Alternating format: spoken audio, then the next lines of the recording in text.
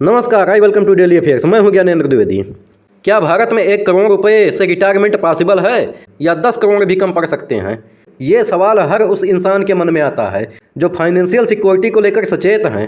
महंगाई की मार, बढ़ती हेल्थ केयर कास्ट और लंबी होती लाइफ एक्सपेक्टेंसी को देखते हुए यह तय करना मुश्किल हो जाता है कि रिटायरमेंट के लिए कितना पैसा चाहिए। एक तरफ कुछ लोग मानते हैं कि 1 करोड़ रुपए एक सिक्योर रिटायरमेंट के लिए काफ़ी है। वहीं कुछ फाइनेंशियल एक्सपर्ट्स का कहना है कि 10 करोड़ रुपए भी लंबी उम्र और इन्फ्लेशन के चलते खत्म हो सकते हैं। तो आखिर सच क्या है? क्या 1 करोड़ या 10 करोड़ में आरामदायक रिटायरमेंट पॉसिबल है या कोई स्ट्रेटजी अपनानी होगी? रिटायरमेंट प्लानिंग का सबसे बड़ा चैलेंज इन्फ्लेशन है। अगर आज आपके महीने का खर्च 1.5 लाख रुपए है और इन्फ्लेशन 5% है तो अगले 15 सालों में वही खर्च लगभग दोगुना हो सकता है। यानी अगर आप अभी 60 साल की उम्र में रिटायर हो रहे हैं और अगले 25 साल जीते हैं तो सिर्फ सेविंग पर डिपेंड रहना एक रिस्की फैसला हो सकता है। इंडिया में इन्फ्लेशन रेट 5.1% के आसपास है। उधर अमेरिका में 3.2% और यूरोप में 2.6% से कहीं ज़्यादा है। वही चीन की इन्फ्लेशन रेट सिर्फ 0.8% है। इसलिए वहाँ रिटायरमेंट कास्ट इंडिया से कम होती है। अगर हम कंपैरिजन करें तो अमेरिका में रिटायरमेंट के लिए 12 से 15 करोड़ रुपए चाहिए, यूरोप में 10 से 12 करोड़, चीन में 5 से 7 करोड़ और इंडिया में 7 से 10 करोड़ का एस्टिमेटेड अमाउंट होना चाहिए। अब सवाल यह उठता है कि अगर आपके पास आज 1 करोड़ रुपए हैं तो वह कितने सालों तक टिकेंगे?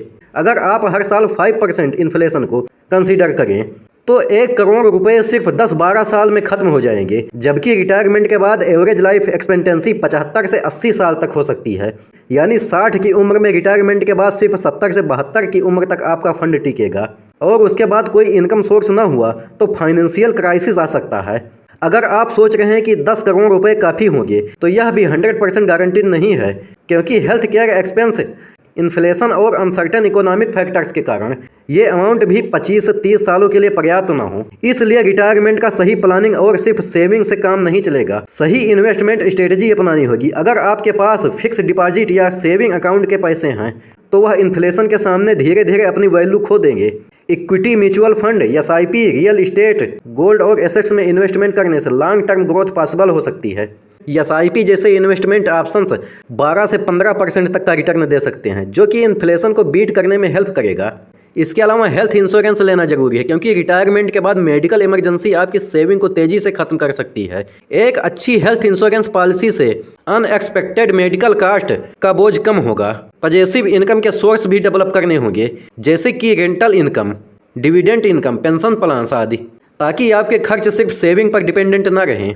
अगर आपका लाइफ स्टाइल मॉडरेट है तो इंडिया में 5 से 7 करोड़ रुपए की ज़रूरत होगी, लेकिन अगर आप एक हाई स्टैंडर्ड लाइफ जीना चाहते हैं तो 10 से 15 करोड़ रुपए भी अपर्याप्त हो सकते हैं। इसका मतलब यह है कि जितनी जल्दी इन्वेस्टमेंट शुरू करेंगे और महंगाई को ध्यान में रखते हुए स्ट्रेटजी बनाएंगे, उतनी ही जल्दी फाइनेंशियल सिक्योरिटी मिलेगी। पैसा सिर्फ सेव करने से कुछ नहीं होता, उसे सही जगह इन्वेस्ट करना भी उतना ही ज़रूरी है। और लास्ट में मैं आपसे एक क्वेश्चन पूछूंगा कि भारत ने हाल ही में किस देश में 9000 वर्ग किलोमीटर का अन्वेषण ब्लॉक प्राप्त किया, जहां तांबा और कोबाल्ट की खोज की जाएगी? A Zambia, B Chile, C Peru, D चीन। कमेंट बॉक्स में आंसर जरूर दें और वीडियो पसंद आया हो तो लाइक और सब्सक्राइब जरूर करें। मिलते हैं अगले वीडियो में। जय हिंद।